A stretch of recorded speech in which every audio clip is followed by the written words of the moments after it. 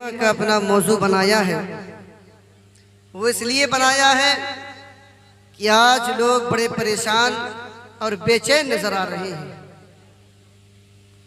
آئیے میں اپنی بات کا آغاز یہاں سے کر لیتا ہوں کہ تم آسماں کی بلندی سے جلد لوٹ آنا، تم آسماں کی بلندی سے جلد لوٹ آنا، ہمیں زمین کے مسائل پہ بات کرنی ہے۔ میرے عزیزوں، اللہ رب العزت قرآن مقدس میں ارشاد فرماتا ہے الا بذکر اللہ تطمئن القلوب، بے شک اللہ کے ذکر سے دلوں کو سکون ملتا ہے۔ ایک بات آپ کو اور بتا دوں کہ یہ جو بار بار جلسے کیے جاتے ہیں، مشاعرے کیے جاتے ہیں، آپ کو پتہ ہے کیوں کیے جاتے ہیں؟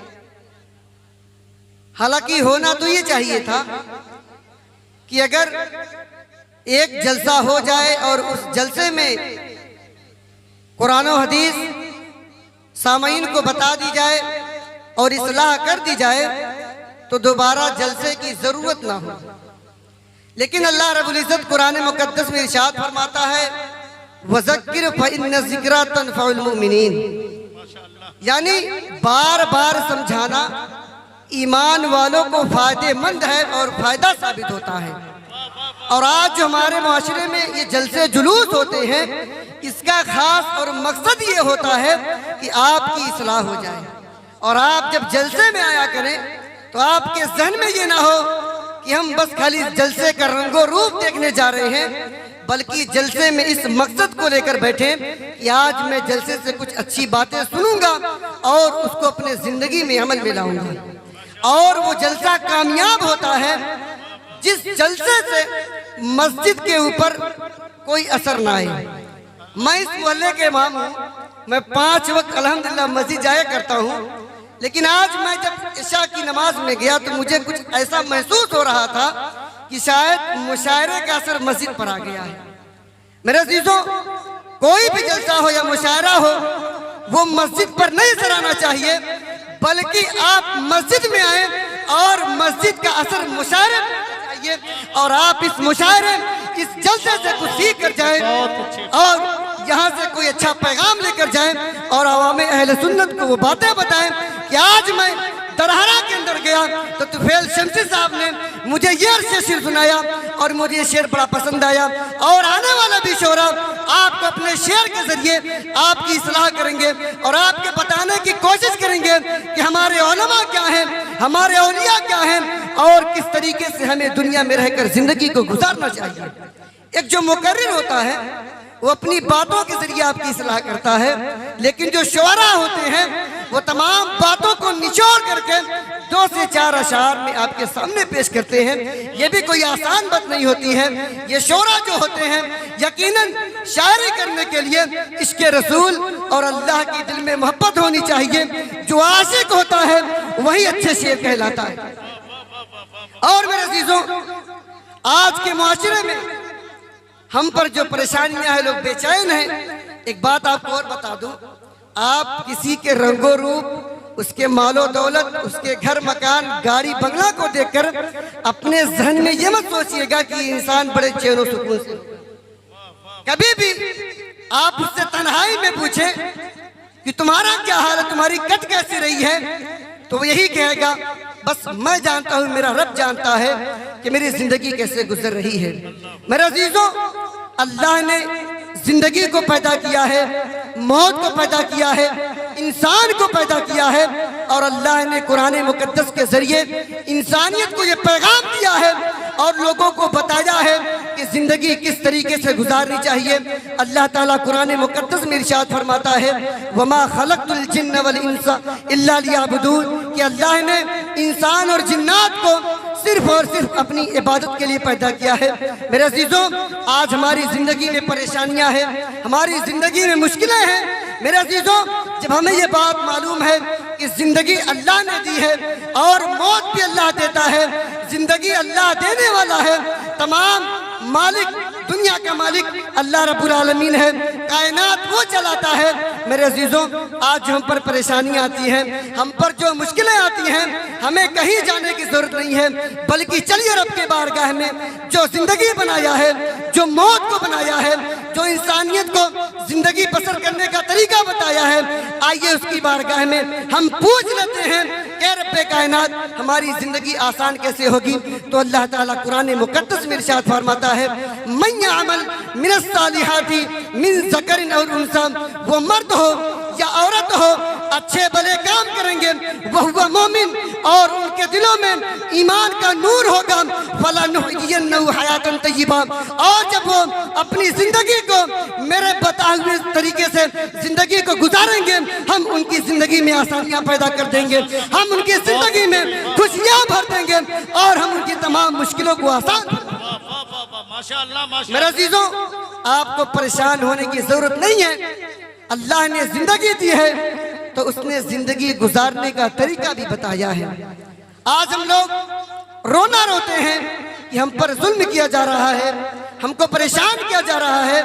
मेरे अजीजों, अगर आपको परेशान किया जा रहा है तो यह आपकी वजह से परेशान किया जा रहा है।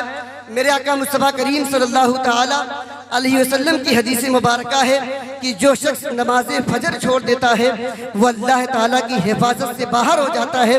अब आप अपनी ज़िंदगी का मुहासबा करें कि आप अपने ज़िंदगी में कितनी नमाज फजर पढ़ी है और आप कब कब नमाज पढ़कर अल्लाह की हिफाजत में दाखिला लिया है। आप जब गौर करेंगे तो आपको मालूम चलेगा हमने नमाजों से दूरी बनाई है, हमने अल्लाह और रसूल के दर से रिश्ता तोड़ा है, तब जाकर हम तबाह बर्बाद हुए हैं।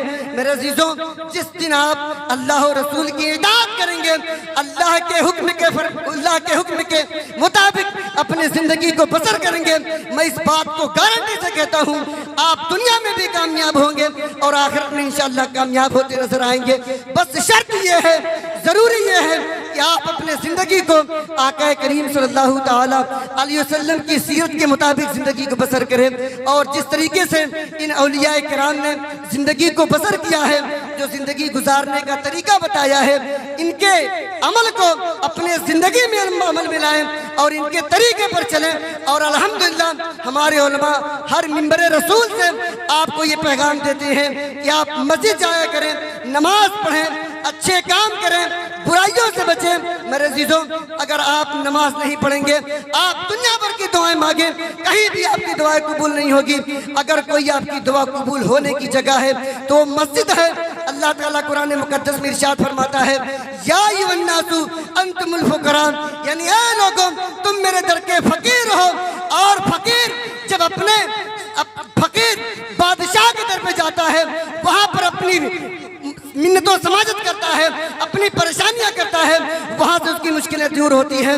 मेरे अजीजों, आप कभी इस ख्याबो ख्याल में मत आना कि हम अल्लाह के दर को छोड़कर कामयाब हो जाएंगे। अगर आप कामयाब होंगे, वक्ती तौर पर कामयाब हो सकते हैं, लेकिन हमेशा के लिए आप कामयाबी हासिल नहीं कर सकते। अगर आपको कामयाबी हासिल करना है, अगर आप दुनिया में चैन और सुकून की जिंदगी गुजारना चाहते हैं, अगर आप चाहते हैं कि जिंदगी में अल्लाह ताला आपकी जिंदगी को खुशियों से भर दे, तो आपको अल्लाह और रसूल के दर से वाबस्ता होने होगा। मेरे अजीजों, यही वो दरबार है जहाँ से लोग कामयाबी पाते हैं। आप ये मत समझें कि हम जलसे में बैठकर और रात गुजार कर फजर का वक्त आए सो जाएंगे, अल्लाह ताला हमें माफ कर देगा। मेरे अजीजों, आप जरूर जागे, मुशायरा सुने, लेकिन मुशायरा खत्म होने के बाद आप ये भी सोचें मुशायरा हम पर फर्ज नहीं है, लेकिन अल्लाह ने 5 वक्त हम पर नमाजों को फर्ज किया है। मैं मुशायरा का मुखालिफ नहीं हूँ, लेकिन ये जरूर कहूँगा कि आप इस मुशायरे में आकर यहाँ से ये पैगाम लेकर जाएं कि हम मुशायरे में आए हैं। इंशाअल्लाह यहाँ से जाने के बाद अपनी मस्जिद आयशा को आबाद करेंगे और लोगों को बताएंगे कि दरहरा में जो मुशायरा हुआ था वो कोई अलग मुशायरा नहीं था, बल्कि उस मुशायरे से हम ये पैगाम लेकर आए हैं।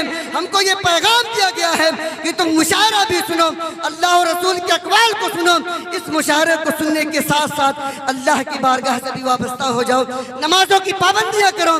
میرے عزیزوں، جس دن آپ اللہ کی بارگاہ سے جڑ جائیں گے، خدا کی قسم آپ کامیاب ہو جائیں گے۔ آپ کو کہیں جانے کی ضرورت نہیں ہے، پریشان ہونے کی ضرورت نہیں ہے، بس آپ اپنی زندگی کو رب کے بندگی کے حوالے کر دیں۔ مولانا روم رحمۃ اللہ علیہ ارشاد فرماتے ہیں، زندگی آمد برائے بندگی، زندگی بے بندگی شرمندگی۔ میرے عزیزوں، اپنی زندگی میں اللہ کی بندگی کر لیجئے۔ جس زندگی میں اللہ تعالیٰ کی بندگی ہوتی ہے وہی زندگی کامیاب ہوتی ہے۔ اور میرے آقا مصطفیٰ کریم صلی اللہ تعالیٰ علیہ وسلم ارشاد فرماتے ہیں کہ اللہ تعالیٰ فرماتا ہے کہ جو دنیا میں رہ کر مجھ سے بے خوف رہے گا، مجھ سے نڈر رہے گا، کل میدان محشر میں اس کو میں خوف میں ڈال دوں گا۔ اس لیے میرے عزیزوں، اس دنیا میں رہ کر اللہ سے ڈریں، اس کے رسول سے ڈریں۔ جس طریقے سے اللہ نے ہمیں پیغام دیا ہے رسولوں کے ذریعے، تابعین کے ذریعے، تبع تابعین کے ذریعے، خلفائے راشدین کے ذریعے، ان کو آپ اپنے زندگی میں عمل میں لائیں اور یہ سوچیں اگر آپ ہم دنیا میں اس طریقے سے بے خوف زندگی گزاریں گے تو میدان محشر میں جب رب کائنات ہمیں خوف میں ڈالے گا تو وہاں کون آپ کا پسنحال ہوگا، کون بچانے والا ہوگا؟ کوئی نہیں ہوگا۔ اس لیے میرے عزیزوں، چند دن کی زندگی ہے، زندگی ختم ہو جائے گی اور جو باقی رہنے والی ذات اللہ رب العزت کی ہے۔ میرے عزیزوں، اللہ سے محبت کریں اور اس کے رسول سے محبت کریں، مسجدوں سے محبت کریں، اپنی زندگی میں نماز کی پابندیاں کریں۔ یقین جانیے جو نمازی ہوتا ہے، نماز پڑھتا ہے، اللہ اور رسول کی اطاعت کرتا ہے، وہی دنیا اور آخرت میں کامیاب ہوتا ہے۔ بس آپ کا زیادہ وقت نہیں لوں گا کیونکہ میں ہر جمعہ تو خطاب کرتا رہتا ہوں، لیکن یہ جو شعراء آئے ہیں اب ان سے ہو سکتا ہے کہ سال بھر کے بعد ملاقات ہو۔ بس اپنی بات پر ختم کرتا ہوں۔ اللہ تعالیٰ کی بارگاہ میں دعا ہے مولا تعالیٰ میرے بولنے میں کسی غلطی سے معاف فرمائے، ہم سب کو سچا پکا مسلمان بنائے۔